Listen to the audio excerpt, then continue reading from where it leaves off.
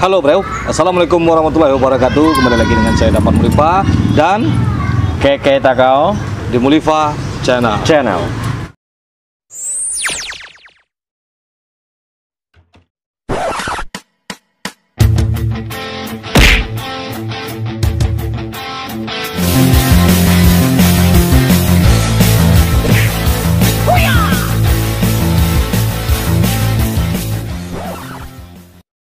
Kita berpakaian hitam-hitam ya bro. keren ya. Kok dapat endorse ya? Endorse geng motor. Jadi sebenarnya kita ini lagi bingung mau bikin konten apa. Jadi semuanya yang pertama dari Minang itu kayaknya hampir-hampir selesai. Terakhir kemarin polwan pertama udah. Bus transport NPM tuh. NPM yang pertama orang Minang juga tuh. Terus yang membuat aftur minyak pesawat. Dusik lagi. Mana Dun? Wartawan perempuan. Ini dia wartawan perempuan. Jadi ternyata wartawan pers perempuan pertama di Indonesia ini adalah orang Minang juga. Jadi sebelumnya kita tahu wartawan-wartawan zaman dulu itu kayak Adi Suryo, kayak Rosihan Anwar, kayak Mokhtar Lubis, ya kan? Iya. Kayak Ningsih. Nah, ada salah satu yang kurang orang tahu. Artinya orang udah tahu kalau dia ini seorang perempuan yang hebat. Tapi nggak tahu kalau perempuan ini adalah wartawan pertama perempuan. Dan dia adalah orang Minang. Wow. Siapakah dia? Oke, sebelumnya jangan lupa di subscribe, di like, di komen. Kameramen kita kuok saudara-saudara.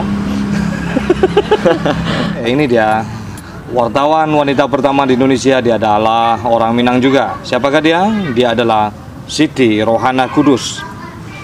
Nah, Siti Rohana Kudus ini dia lahir di sebuah desa juga yang kemarin saya sebutkan. Dia lahir di Koto Gadang. Dia seorang kakak tiri dari Sultan Syahrir. Wow. Dan dia juga seorang saudara dari Agus Salim. Nah, begini perjalanan Rohana Kudus atau Siti Rohana Kudus. Rohana Kudus lahir di Koto Gadang, Kabupaten Agam, Sumatera Barat pada tanggal 20 Desember 1884. Rohana lahir dari ayahnya yang bernama Muhammad Rasyad Maharaja Sultan dan ibunya bernama Kiam. Rohana Kudus adalah kakak tiri dari Sultan Syahrir dan juga mak tuo atau bibi dari penyair terkenal Khairil Anwar. Selain itu, Rohana juga merupakan sepupu Haji Agus Salim. Sama seperti Kartini, Rohana juga memperjuangkan hak pendidikan bagi perempuan yang pada waktu itu sangat dibatasi. Rohana mendirikan sekolah kerajinan Amai Setia sebagai sekolah kerajinan khusus wanita karena tidak ada sekolah kerajinan khusus wanita di Koto Gadang. Fitrianti dalam bukunya yang berjudul Rohana Kudus, wartawan perempuan pertama di Indonesia, menulis bahwa ketika mendirikan sekolah kerajinan, Rohana sempat berdiskusi dengan suaminya Abdul Kudus bahwa ia berkeinginan untuk memperluas perjuangan hak wanita. Walaupun hanya mengajar yang bertambah pintar hanya murid-murid saya saja, saya ingin sekali berbagi ilmu, pengetahuan, dan pengalaman dengan kaum perempuan di daerah lain, sehingga bisa membantu lebih banyak lagi, ucap Rohana yang ditulis ulang oleh Fitrianti. Sambil memperjuangkan hak pendidikan bagi perempuan, Rohana mendirikan surat kabar khusus perempuan bernama Sunting Melayu pada tanggal 10 Juli 1912.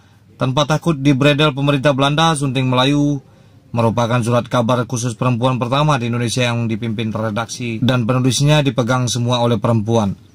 Saat mendirikan Sunting Melayu, Rohana sempat mengirim surat kepada Datuk Sultan Maharaja, pemimpin redaksi utusan Melayu yang berada di Padang. Dalam surat itu, Rohana berpesan kepada Maharaja agar diberikan rubrik khusus yang ditulis oleh penulis perempuan ini. Akhirnya Maharaja tersentuh setelah membaca surat itu dari Rohana dan setuju dengan pemberian rubrik khusus sekaligus menerbitkan surat kabar Sunting Melayu. Sunting Melayu terbit seminggu sekali dengan panjang 4 halaman. Biaya langganannya mencapai F1,80 per tahun atau F0,45 per triwulan. Sebaran Sunting Melayu tak hanya di hampir seluruh Minangkabau dan Sumatera, namun juga menjangkau Malaka dan Singapura karena sirkulasikan bersama utusan Melayu. Karena disirkulasikan bersama utusan Melayu, banyak sekali ragam tulisan yang dibuat di Sunting Melayu. Di antaranya adalah berita terjemahan dari berita bahasa Belanda yang diterjemahkan sendiri oleh Rohana. tulisan kontributor, rubrik sejarah hingga puisi. Salah satu tulisan yang dimuat di Sunting Melayu adalah tulisan dari istri Wirya Atmaja dengan tulisan tentang obat sakit kolera pada terbitan tanggal 5 Oktober 1912. Perjuangan Rohana tidak sampai di Sunting Melayu saja. Ia merantau ke Medan pada tahun 1920. Ia memimpin redaksi perempuan bergerak bersama dengan Satiman Parada Harahap. Lalu ia kembali ke Padang pada tahun 1924. Di sana Rohana diangkat menjadi redaktur di surat kabar radio harian yang diterbitkan Cinta Melayu di Padang. Sufia Hanani dalam jurnalnya yang berjudul Rohana Kudus dan Pendidikan Perempuan meneliti bahwa Rohana tidak hanya berhasil menjadi wartawan perempuan pertama di Indonesia, tetapi juga perjuangannya dalam mendobrak patriarki yang masih kental di Sumatera Barat pada waktu itu. Salah satunya adalah lewat Sekolah Kerajinan Amai Setia dan Sunting Melayu. Rohana tidak membiarkan perempuan terkubur dalam nina bobok dan rayon-rayon konstruksi budaya yang tidak adil. Lewat Sekolah Kerajinan Amai Setia dan Sunting Melayu, ruang gerak Rohana sebagai pejuang hak perempuan menjadi leluasa.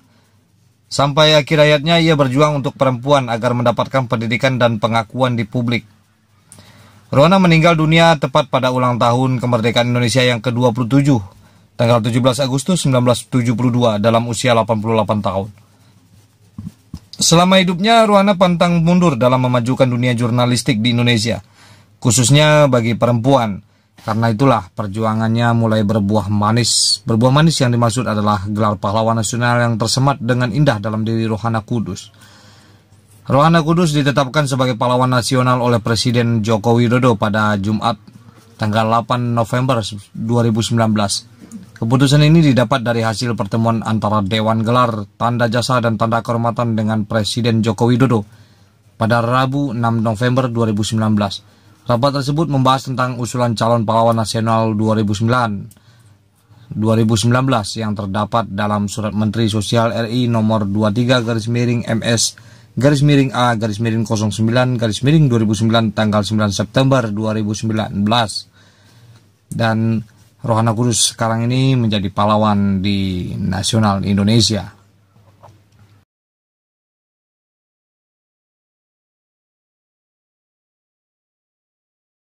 Ternyata menarik sekali ya. Ya, menarik. Banyak orang-orang Minang itu sebagai orang-orang yang pertama dalam melakukan sesuatu. Wow. Wow. Jadi zaman sekarang ini ayo kita gali lagi. Orang Minang itu adalah orang-orang yang cerdas, orang-orang yang penuh dedikasi, intelektual yang tinggi.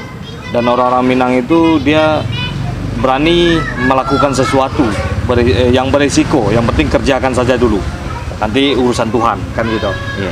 Jadi kita banyak contohnya, ada yang kelas 2 SD dia menjadi founder suatu perusahaan. Ada yang nggak bisa baca dia jadi orang kaya. Ada yang pokoknya begitulah. Jadi orang Minang ini memang dia yang pintar itu nggak seberapa. Tapi orang Minang itu sebagian besar dia adalah orang yang cerdas. Nah, cerdas dan pintar dia adalah sesuatu yang sama tapi beda. Orang Minang adalah orang yang berkreativitas tinggi. Oke, sampai di sini dulu video kita bersama saya Davan Mulifa dan Keke Takao. seperti biasanya, majulah Minangkabau, majulah Indonesia di Mulifa Channel. Assalamualaikum warahmatullahi wabarakatuh.